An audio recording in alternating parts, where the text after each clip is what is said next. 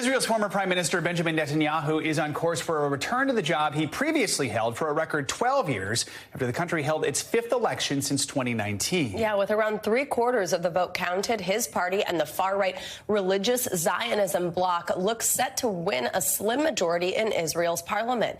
NBC News foreign correspondent Raf Sanchez joins us now from Tel Aviv with more on this. Hey, Raf, good to see you. So it's looking like Netanyahu is close to this major comeback here, despite those corruption charges that are hanging over him. Where do we stand now, and how did he manage to do so well?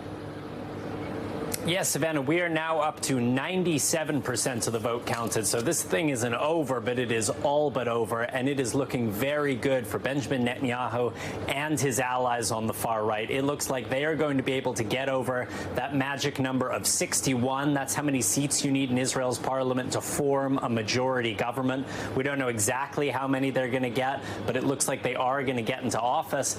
And the message from both Netanyahu and the far right throughout this campaign was that the current government is weak. Remember, Savannah, this is this coalition of parties from the left, from the right, from the center. They really didn't agree on very much at all, except that they wanted Netanyahu out a year ago. For the first time in Israeli history, they actually included an Arab party in the ruling Israeli coalition. And that is a message that Netanyahu and the far right hammered home again and again and again. It seems to have resonated with Israeli voters. Remember, there are weeks of coalition negotiations still to come. So Netanyahu is not going to take office immediately.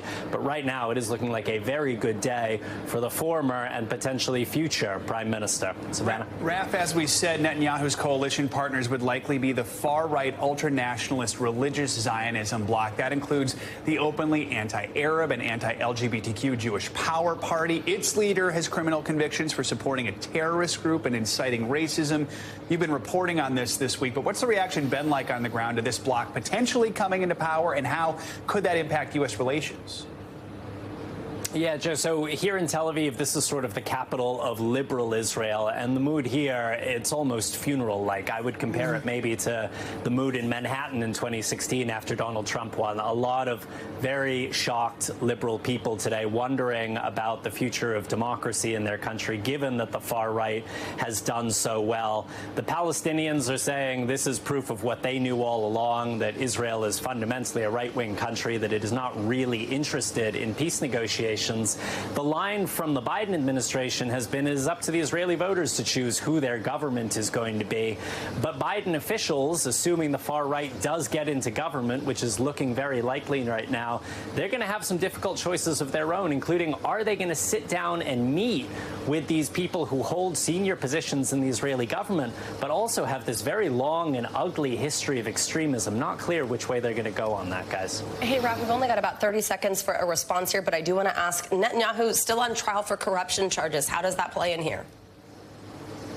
So some of his allies have said once they get into power, they want to basically cancel his trial, which would, according to his critics, make a mockery of the idea that nobody, including the prime minister, is above the law. We don't have any details on that, but this is a completely unprecedented situation that an incoming prime minister is also a defendant in an ongoing criminal trial. Guys? All right, Raf Sanchez, thank you so much. Thanks for watching our YouTube channel. Follow today's top stories and breaking news by downloading the NBC News app.